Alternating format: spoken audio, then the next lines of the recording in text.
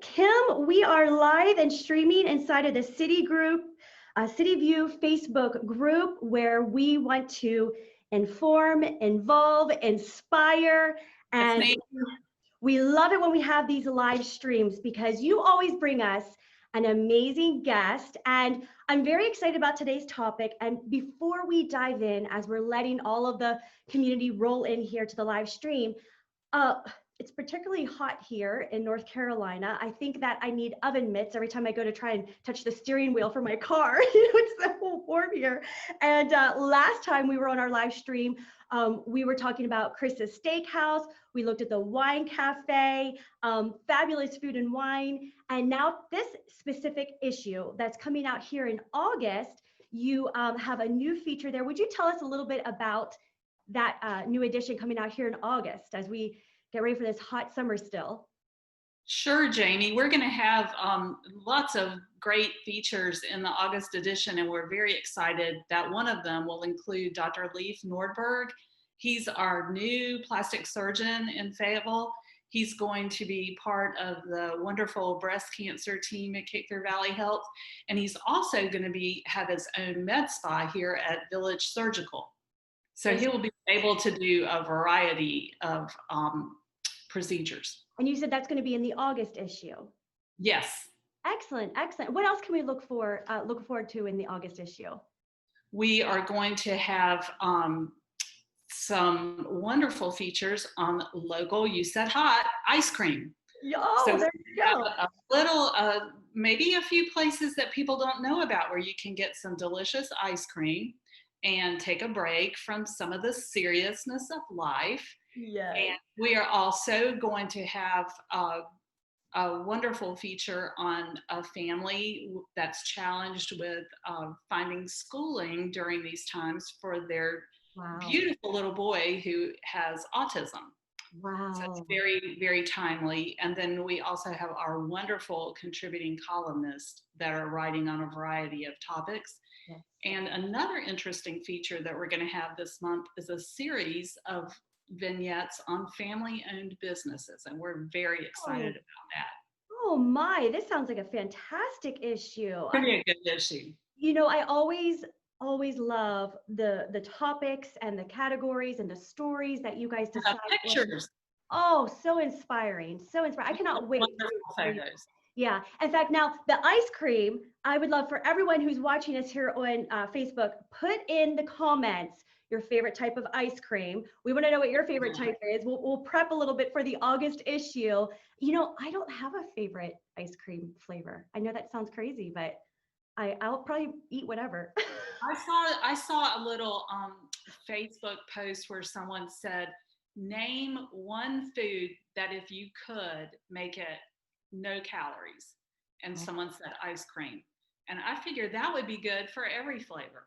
Oh yeah. Oh yeah. I'll take that. I'll take that. Excellent. Excellent. And Kim, before we dive in, we're letting everyone roll in here. The newsletter, tell us a little bit about that and how we can get the newsletter as well. We have a weekly CityView newsletter every Wednesday morning that our premier feature in that is a fresh column by Bill Kirby Jr., who also writes for the print edition, a longtime Fayetteville columnist. And then we also have a few other things that we point out to our readers. You can become part of the newsletter group just by sending us your email address. And we'll be glad to get you one of those. Where do we send that to? You can send it, you can go online to cityviewNC.com, and there's a button for signing up and putting your email address in there. Wonderful, wonderful. So cityviewnc.com, and there we can sign up to receive the newsletter. And that's going to come via email, I assume? Yes. Excellent, excellent. All right. Well, listen, we have our fans here joining us today. We have the community here. Very important topic. And this is one that I think is near and dear to almost everyone. We were having some great conversation before we went live here. And like Kim said, I don't think there's many of us out there who have not been affected by this topic, or at least know someone whose life has been affected by this topic. So very powerful live stream here today. So Kim, would you please take a moment here to introduce our guest? Yes. I'm here with Dr. Leif Nordberg. He's brand new to Fayetteville as of a couple months ago, and he is already one of our most important residents. He is going to be part of the breast cancer treatment team at Cape Fear Valley Health, and that one of his specialties is breast reconstruction. So after a patient is diagnosed and undergoes treatment, that's a very important final step. But Dr. Nordberg is also going to have a medical spa here at Village Surgical, where he can do a variety of procedures that don't involve cancer, that he can do liposuction and fillers and Botox. And so we're very excited to have him here in Fayetteville. Yeah, so Dr. Nordberg, give us a little bit of background. First of all, welcome to Fayetteville and North Carolina. And we'd love to hear a little bit of background as far as where you're from and your experience with us. Sure, thank you. First of all, it's my pleasure to be with everyone for this live Facebook viewing. It's a great opportunity for me to get to know some people and for you all to know what I'm doing. So I grew up in Pennsylvania. I went to medical school, did a general surgery residency there, kind of fell in love with plastic surgery, wanted to be a plastic surgeon through some of my training in cancer, and really breast reconstruction was that, introduction to, the cancer reconstructive part of what you think about plastic surgery. And so after Philadelphia, I actually came to North Carolina, where at Wake Forest Baptist Medical Center, I did my plastic surgery residency. And so I've been here. So North Carolina is kind of like coming home to me. So I was here for a couple years. I spent 16 years in private practice in Connecticut, not too far from New York City. So I was on my own practicing the whole gamut of, anything from breast reconstruction. I had a cosmetic surgery practice, med spa, aesthetic center. I did everything from facelift to tummy tucks, liposuction, the breast cancer work we did as well. And so really I'm bringing the same practice that I had in Connecticut down here, and Cape Fear Health System was looking for a plastic surgeon that could be really committed to the breast reconstruction program. They had already really set up a very comprehensive program. So that's kind of my background. That's where I come from. And those are the things that we're going to be doing here. And I'm really excited to be part of this community and the Cape Fear Health System. Yeah. I saw something that said that people have wanted to have elective procedures more during this time than ever before. It is absolutely true. And, COVID-19, for better or for worse, has changed all of our lives, but there have been some very interesting things that have happened. And as I was leaving my practice in Connecticut, and the states were saying you can't do elective surgery because we need the PPE, we need the supplies for more necessary type of procedures and protection of our medical people. Well, my phones are ringing off the hook in Connecticut as I was packing up to leave to come down here to start practice. I had patients say, "Hey, look, I'm off work. I have time. I want to do, my breast surgery. I want to do a tummy tuck, lipo." And it was very frustrating because I had to say, "Look, I can't do that because we can't be bringing patients and family members in for, elective surgery." So that is absolutely true. People really wanted to get things done. And then as soon as we were open back up to do elective procedures and to see people for elective things like even like Botox and filler, we were swamped. And so people had the time and they wanted to do things. So you never know what you're going to get when you have a situation like this. They saw themselves on Zoom. That's what happened. Oh, yeah, there you go. Let me trick myself out here. Now, let me ask this. When Cape Fear brought you in, this was really, from what I understand, to kind of create a more comprehensive experience for those dealing with breast cancer. Am I right in saying that? Well, I would say that, you're right in saying that. I think it's to kind of grab the patients that really need, my kind of treatments and any of the breast cancer patients, and offer really everything from soup to nuts so that they feel like, the system is there to provide all the services that they need. Now, just to backtrack a little bit, there's an excellent breast program for cancer here really headed up by Dr. Elizabeth Sawyer, who's been here a long time. Mhm. She has an excellent breast program. For example, every patient who has breast cancer, which is really now the standard for all the top centers across the country, every patient gets really brought into the program. Everyone gets presented at a multidisciplinary conference where you have oncology, radiation oncology, the breast surgeons, and now a full-time plastic surgeon to review every case and really guide that patient through best care. And so it's really a program that has been here. The component I'm providing is really the full-time plastic surgeon for those patients that need one. And we had a good one here. He has a practice elsewhere, and it was hard for him to be here all the time. So we're just kind of closing that loophole, but it's really an excellent comprehensive breast program. Wow, wow. Explain to me as far as, because I know that everything that we do, there's a passion, there's a heart behind it. Explain to me as far as what that does for a woman when they have that opportunity, when they have the option. I've not personally experienced this, but I have family that has, and just the emotions and the roller coaster that you go through with this type of diagnosis, dealing with these things. Can you dive into a little bit about that as far as what reconstruction surgery can do for a woman in this type of situation? Well, we've talked before, 1 in 8 women will have breast cancer in their lifetime. So this is, like you alluded to, we all either know someone, God forbid it's ourselves or a family member or a friend. With those kind of statistics, we're all faced with this disease, breast cancer. And so the obvious and very expected response of loss and fear is very, very powerful for these patients. And so just having a program that's going to say, look, we're going to take you by the hand, we're going to get you through the process, we're going to make your life easier by helping you arrange all the appointments, because breast cancer treatment is very complicated. We all admit it, and so we're always working to make things better and more comfortable for patients, and someday hopefully it'll be easier. But the way things are now, there are a lot of providers, doctors to see, a lot of different treatments, testing to do.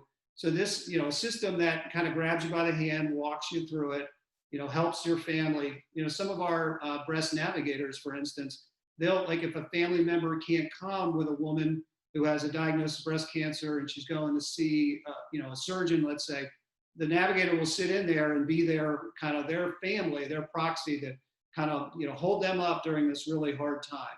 So we know what the feelings are, and we are trying to make it just easier and better. Yeah. That patient.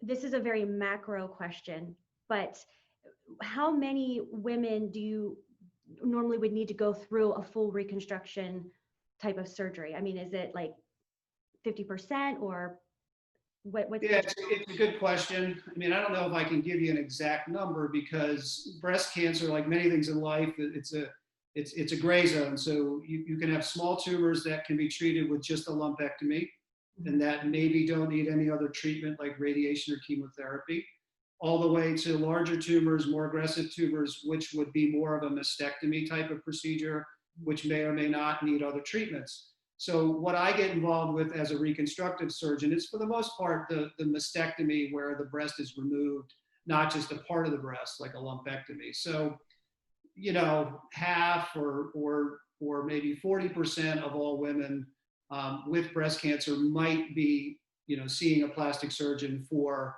a potential reconstruction down the road or at the time of mastectomy.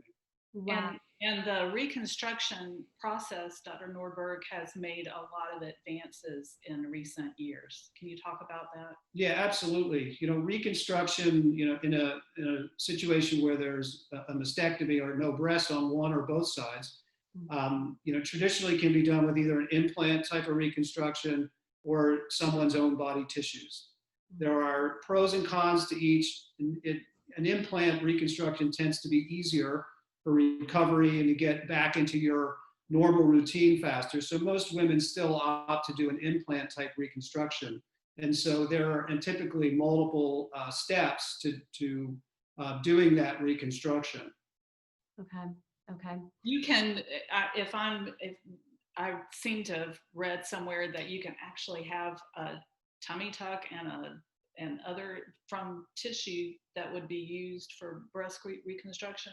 There are a lot of different ways to do reconstruction, but one of the tissue types of reconstruction called a tram flap, which essentially was discovered by someone doing a tummy tuck type procedure, and they started to look at how the blood supply to the tummy tuck skin that was removed was able to support that tissue, even though it was about off of the body. And they thought, wow, I could turn this up and create a breast reconstruction that way. So you can, and that's one of the tissue types of reconstructions that I talked about. Wow. And also, if this is correct, you can have breast reconstruction even if you've had a mastectomy years ago. That's correct. That's correct. And sometimes today we still will do what's called delayed reconstruction for certain cancers that are more aggressive. And let's say we want to get a woman into some radiation or chemotherapy faster. Maybe they're a smoker, maybe they have some other medical problems. We can do a delayed reconstruction. So, as kind of to your question before, there are a lot of advances with just like within the implant-based reconstruction realm. We use tissue now, like a collagen sheet that we wrap the implant and expander in, which helps the whole position, make it more natural over time. Wow. Another thing that I'm really excited about is that we used to always put an implant under the muscle, and that muscle, we would expand over time and go back and put a permanent implant in.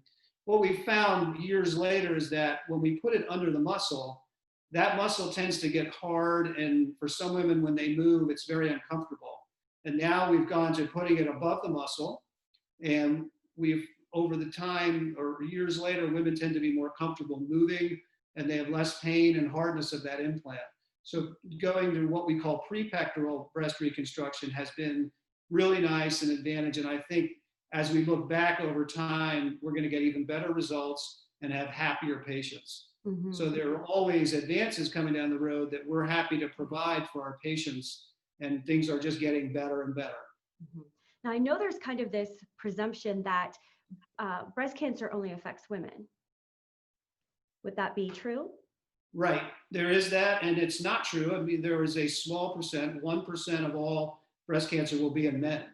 Okay. So, as a male myself, I'm always trying to tell my friends and the guys out there, hey, don't forget these are things that can happen to you as you get older. And one of the things, if a guy has a lump, feels something abnormal on one side of the chest, it has to be evaluated.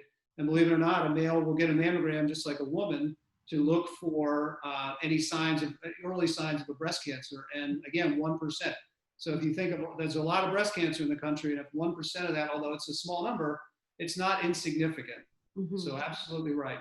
Now, if someone ends up having, reconstruction surgery, I assume that they would still always have mammograms and go through normal testing. Would that be right? Or what's kind of that next phase? Well, it depends. Like the actual follow-up and routine care of a woman who's had breast cancer, generally, their breast surgeon will see them once a year. The oncologist will see them more frequently depending upon what actual treatments they had, whether they had chemotherapy, radiation, or just surgery. So there is that follow-up care. Now, once a woman has, let's say, a bilateral mastectomy, mm-hmm. both of the breasts have been removed, and we have, let's say, an implant reconstruction in place, mammograms don't become as important anymore. And typically, they'll get more like an MRI periodically over time. And more importantly is the evaluation. So breast cancers that recur tend to form a lump, and you can pick that up, or a skin change. But once breast cancer has been treated, particularly on both sides, then a mammogram is not as important. If it's one-sided, then yes, a mammogram still is going to be performed for the other side to follow that. Okay. But mammograms, that's a great topic, because Dr. Nordberg was saying that during this time, sometimes women have overlooked having their annual mammogram. Can you explain that a bit?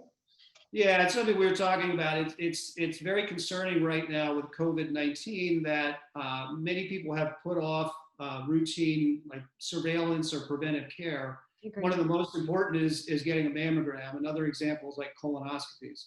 Mm-hmm. And the whole idea with these screening tests is that if we catch things early, the results, the outcomes. Like for me, the results of a breast reconstruction, or ultimately, more importantly, the outcome for someone's life, like in breast cancer, is going to be much better if we catch something early at a smaller stage. And so what we're concerned with, and we certainly have seen the numbers dipping down over the last, like 3-4 months in terms of the mammograms being done and patients coming in for new diagnoses of breast cancer, we're concerned that they're not getting screened. And so it'll be a bigger problem for the patients and for us to care for these patients.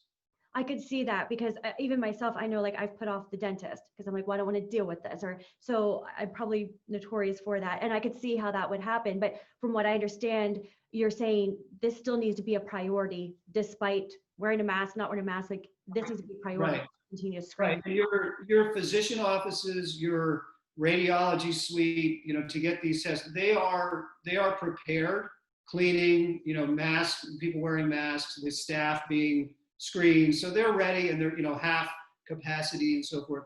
So they're prepared for you to come in to get your screening done. So, those kind of really important screening tests, I don't think people should be putting off because the downside is pretty significant if we get you, too late in the process. Right, exactly.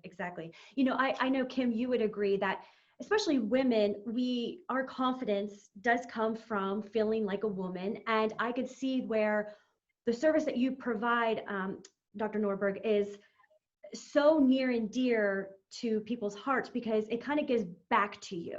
What you do is actually giving back to someone. Could you tell us a few of maybe some scenarios of where you just saw someone's confidence come back or anything that you're seeing as far as a result of after a woman has surgery to now she's able to have reconstruction surgery, some of the results that are coming from that?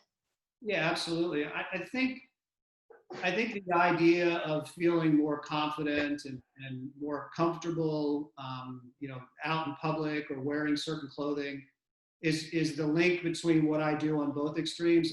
People think of, cosmetic plastic surgery, they think of reconstructive surgery like breast cancer as very different. Mm-hmm. But that's kind of the link there because in both categories of treatment or patient, the idea is to make you feel better and more confident and feel just better about how you look. And so breast cancer is a great example of that, with a mastectomy, feeling like you're whole again. I mean, there are really good studies on this that show that psychologically, women are more confident, people get back to work, they want to get back into a more normal lifestyle afterwards, less depression when there's a reconstruction done. Clothing fits better. You have the ability to wear clothing off the rack, versus using a prosthetic bra and the difficulties wearing a bathing suit. And so those are very obvious examples of how the reconstructive part is so important in making one feel whole. And the cosmetic side is the same, like we all have little things that bug us. The 11s that we do Botox for, the lines across the forehead, it's an easy treatment. And I love it because patients come back and they're like, the only problem with this stuff is I'm addicted to it because it works so well. I feel so good and I've got this wedding coming up. So, across the gamut of what I do, that's really what we're doing. We're providing some benefit, some sense of feeling better about how you look or feeling whole again. Mm-hmm. And there are more ways now that it seems natural. The reconstruction is very lifelike and natural. Well, that was going to be my next question because you said, Dr. Nordberg, you've done this for 16 years. Is that right? 16 years? Right. I'm sure you've seen an advance in, obviously, from what breast reconstruction and breast implants, all that, from where it's gone to where it is now. Could you talk a little bit about the advances that you've seen in that? Yeah, absolutely. I think we talked a little bit about the breast reconstruction with going above the muscle versus under, where the results are much more natural and comfortable. Mm-hmm. So in addition to feeling more comfortable without really interfering with the pec major muscle, which is something that every time we move our arm, we're pulling, leaving that down and putting the reconstructed implant over that, women feel better. The results are actually looking a little better. Mm-hmm. Another example is that collagen sheet tissue. I typically use a brand called Alloderm. That has kept our breast reconstructions where the implant where it should be. Whereas before, even when I trained, the implant tended to drop low and out to the side over time. So these advances have made more, better results, more natural results. And for some patients, not all patients, but for some patients, we can reconstruct a breast that looks better than their native breast before surgery, Wow. which is incredible to me. And things will only get better to the point where we can make that reality happen for more and more women. Yeah. So, on the cosmetic side, just for like a cosmetic breast augmentation, the implants are better. The techniques are better. The results are more natural. Facelifting, years ago, and I was in practice around New York City, and there were a lot of patients I would see, and facelifting was very popular in certain crowds in that area. And you could tell people that had a facelift, many years ago, 34 years ago, they were very pulled, very tight, very unnatural. And when I trained, it was all about, there was not one operation for every patient. You created an operation for each patient based on their own needs, their own anatomy, their own proportions and so forth. And so today we seek to create a more natural, youthful look that doesn't scream out, oh, I had a facelift, or, oh, I had 6 tubes of filler in my face, which isn't the best idea. So across what I do in plastic surgery, whether reconstructive or aesthetic, things are getting better, more natural, and they're also getting less invasive, where there's still the need to have surgical procedures, and there always will be, but there are little tweaks we can do. There are little combos that we can do, which is another great thing to talk about, where you can do a lot for somebody with less downtime, or a lot less downtime. Mm-hmm. And correct me if I'm wrong, but federal mandates are that insurance has to cover reconstructive. Correct. For breast cancer reconstruction, there are laws that require insurance carriers to cover reconstruction. So that is an excellent thing for our patients across the board. Dr. Nordberg, I'm glad that you brought up about, making it more natural looking, because I know that women can get concerned about, oh, is it going to look like, if I have this reconstruction surgery, is it going to look fake? Am I going to look unnatural? But they have equipment too, where you can actually create a visualization. I'm very techie, so we work in, Photoshop and all kinds of stuff. You guys have things where you can help people make choices, kind of have an idea of what they're going to look like after the reconstruction surgery, so they feel like they're more natural looking. That kind of technology, absolutely, is out there.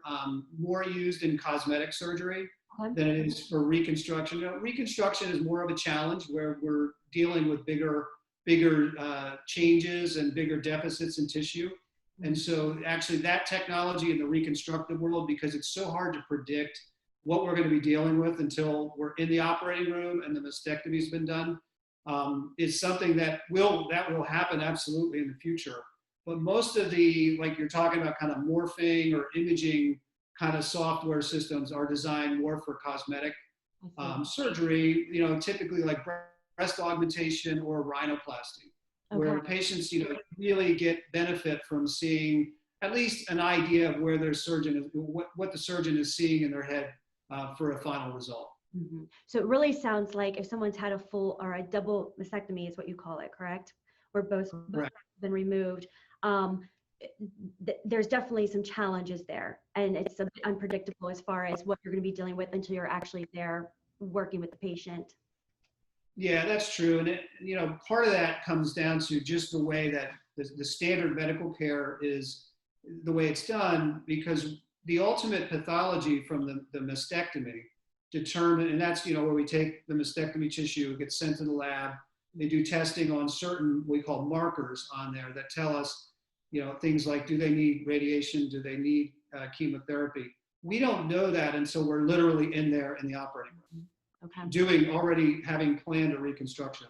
So we have to sometimes change our ideas, change our plans. So there's a lot more variable there, or more variables, and things moving in different directions. And so it's a little more unpredictable what the ultimate result can be because of those factors. Mm-hmm, mm-hmm. Kim, I'd like to dive a little bit into where we've drawn on our time here, but before we go, talk a little bit about breast cancer, as far as anything that we should be aware of, things that we can do to help watch for it, prevent for it? What are some things that you can talk to us about as far as this very important topic? For the most part, we've touched a little bit on, mammograms, which are, screening mammograms are going to be ordered by your primary care doctor. So whether it's your family practice internist or your OBGYN, make sure you're seeing your doctor regularly and getting, your screening done. Other things are just, breast self-exam, periodically. You do it every month, do it at least, every 2 or 3 months. Make sure you're not feeling anything abnormal. And if you feel like you do, then give your primary doc a call, and they may want to go ahead and maybe get your mammogram a little earlier this year. So the other thing is know your risk factors. Do you have family history?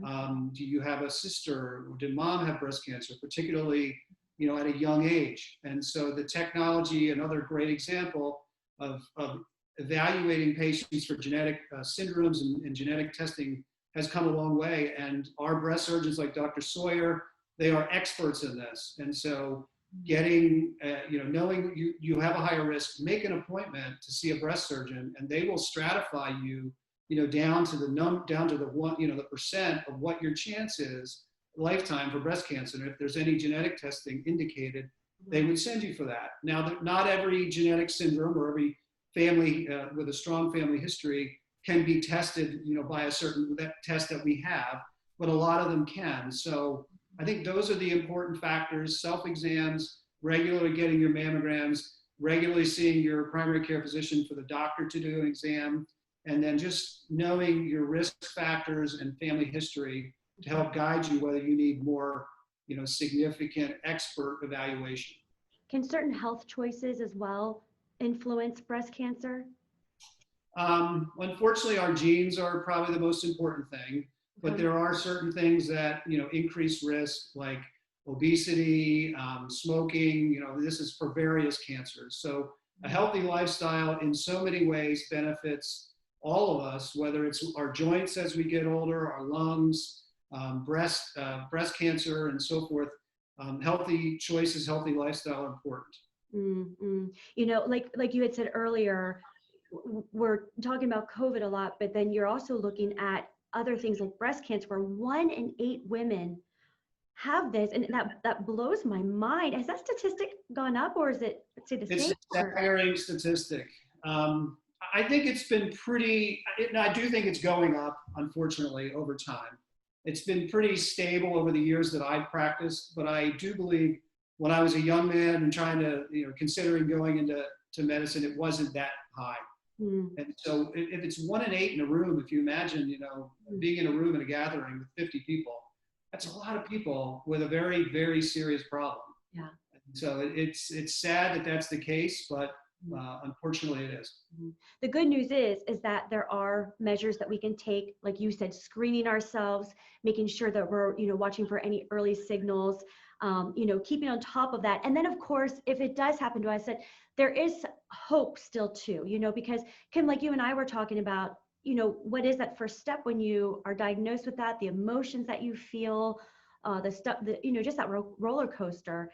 And so knowing that there are people and surgeons who are going to hold our hand, walk us through this journey, bring some sense of comfort, and that there's even options where we can feel like we're restored, as well, I think is powerful as well. And there's that. And right here at home, where you do not have to drive 2, 3, 5 hours, you have someone right here that's so beneficial to many people.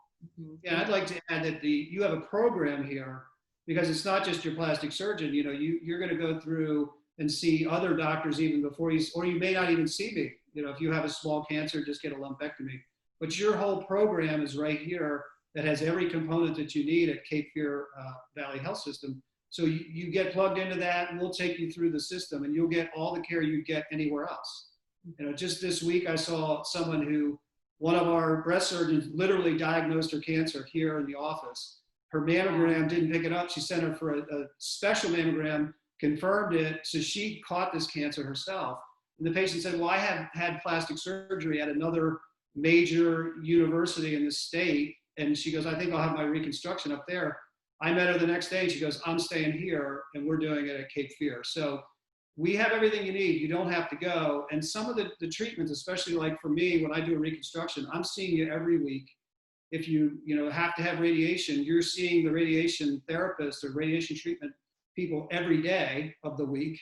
So you have to realize that these treatments are not one and done here and there. They're a commitment to for you and for the staff treating you. So it's hard to go long distances. And so the health system here has made the commitment, has built a great center. I'm just helping to add, close one little loop, but it's been here and it's an excellent comprehensive breast cancer system that you have right here at your fingertips. Wow. Wow. We're very blessed that's an amazing, amazing commitment to our community. And I just can't sing their praises enough, because I think that anyone going through that situation, having what I like to say, that full loop, that full circle, everything's taken care of there, and that you can do that here in your home is very comforting, whether it's yourself, mother, whoever that is. Very, very comforting. So Dr. Nordberg, before we go, would you tell us a little bit about your med spa and how people can find out more information about you? Absolutely. So we're at Village Surgical here in Fayetteville. So anybody that wants to come in to see me for anything really plastic surgery related can get a hold of us here at Village Surgical. We do everything from the simple stuff like Botox, filler injections. We have lasers. We do light treatments for facial aging. One of my little passions is treating scars. So a lot of scar conditions out there that really can affect, again, we talked about confidence, how good you feel, whether acne scarring is the problem, surgical scar, traumatic scars. So we have lasers to treat that kind of thing.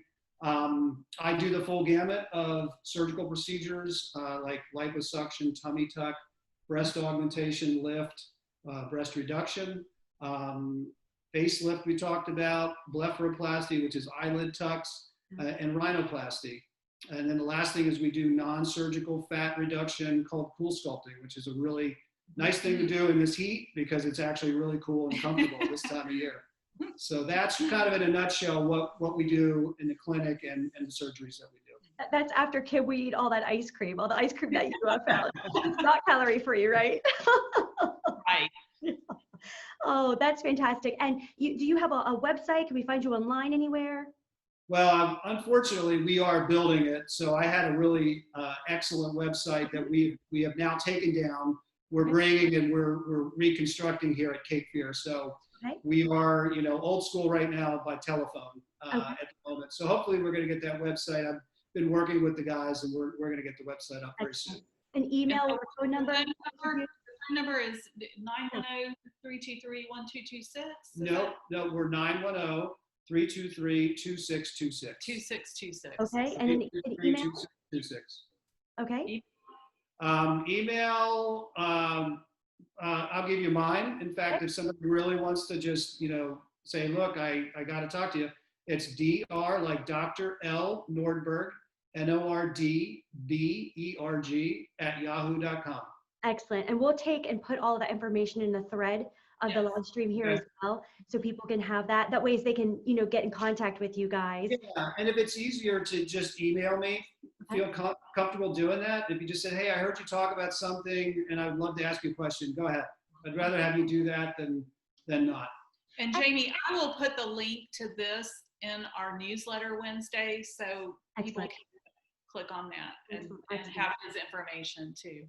As we close here, Dr. Nordberg, I have one final question for you, and that is, if someone has been listening to this, they're watching this, and maybe they did have to have reconstruction surgery, and maybe it's just not working for them. Maybe it was put under the muscle. Maybe they're unhappy with the way it looks, or something's happened. Are they able to come to you? Are you able to, quote unquote, fix that or work with that? Absolutely. Absolutely. This type of business, there are things down the road that need to be done. Sometimes people have problems and there are solutions to, like you said, putting it above the muscle when it used to be under because there's all that pain happening. The best thing I can say is come see me and I'll be honest with you whether we can help you or not. But a lot of times we can. Excellent, excellent. Well, Kim, it's always been a pleasure. And Dr. Nordberg, thank you so much. We welcome you here to Fayetteville. We're very excited to have you here. And of course, your contributions to the community is very powerful. We greatly appreciate what you do and the mission that you serve as well. And so, Kim, do you have any final thoughts for us? No, thank you, Jamie. Thank you, Dr. Nordberg. We're very excited to have you here in Fayetteville, and look for more on his story in the August edition of CityView. Excellent. And where can we get that edition at? It's on the magazine racks, or what's it doing right now as far as the whole? Well, you can let us know. You can go to cityviewNC.com and let us know, and we will mail you one to your own home. Okay, excellent. So cityviewNC.com, and you'll actually mail it to us. Yes, ma'am. And you know what I always say, if you want to email me at khasty@cityviewNC.com, I'll make sure you get one as well. Excellent, excellent. Listen, everyone, we've had a fabulous time here today. This is an important topic. Please feel free to share this with friends and family, as we have discussed a very important topic that's near and dear to, I think, everyone's heart. And so we thank everyone for their time. Dr. Nordberg, Kim, thank you so much for today. And everyone, we'll see you inside the CityView Facebook group. You guys have an excellent day. Thank you so much, guys. Thanks, Jamie. Thank you very much. Bye-bye, everyone.